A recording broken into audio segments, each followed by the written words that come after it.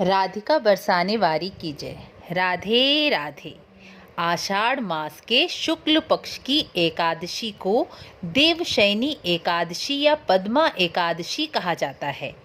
इस वर्ष यह देवशयनी एकादशी 29 जून बृहस्पतिवार को मनाई जाएगी। देवशयनी एकादशी का बहुत महात्म्य माना गया है। इस दिन भगवान विष्णु योग निद्रा में चले जाते हैं अर्थात देव सो जाते हैं, ऐसी मान्यता है।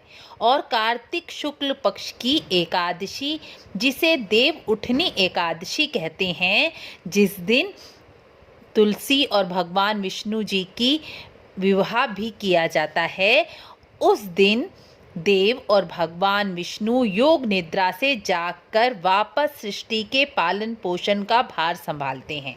इन 4 महीनों में सृष्टि के पालन पोषण का भार महादेव जी संभालते हैं।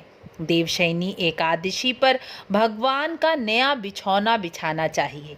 इस दिन भगवान विष्णु का श्रृंगार करके बिछौने पर भगवान विष्णु को बिठाकर जागरण करना चाहिए या कीर्तन करना चाहिए। भगवान विष्णु का पूजन करना चाहिए। देवशयनी एकादशी की एक पौराणिक कथा मिलती है, जिसे सुनने से अकाल मृत्यु का भय नष्ट हो जाता है।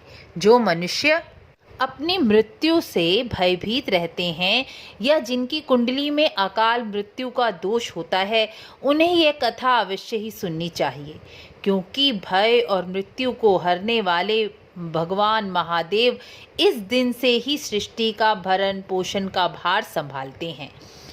एकादशी। देवशयनी एकादशी के दिन चतुर्मास का भी प्रारंभ होता है। चतुर्मास का नियम लेने वाले साधक इसी दिन से नियम का पालन करने का संकल्प लेते हैं। तो चलिए अब कथा का प्रारंभ करते हैं। सूर्यवंश में मंधाता नाम के एक राजा हुए, जो अयोध्यापुरी में राज्य करते थे। एक दिन उनके राज्य में अकाल पड़ गया। बहुत समय तक वह अकाल से दुखी हुए। प्रजा दुखी होकर भूखे मरने लगी। हवन, दान, व्रत, शुभ कर्म बंद हो गए।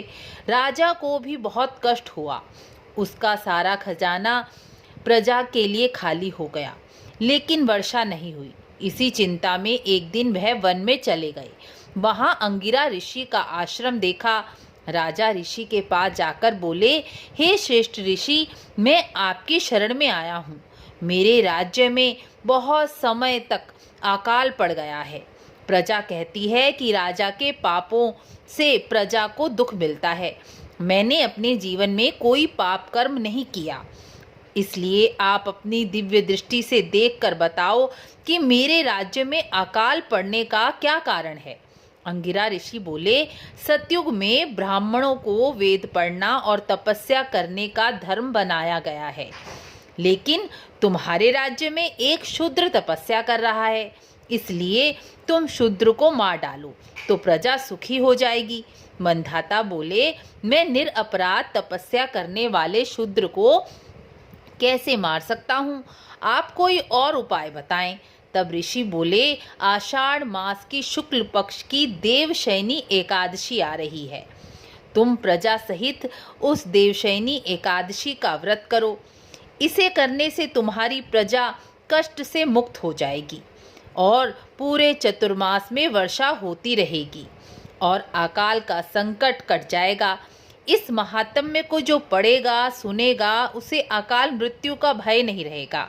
देवशयनी एकादशी के दिन तुलसी का बीज भूमि पर बोया जाए तो वह महापुण्य की प्राप्ति कराता है।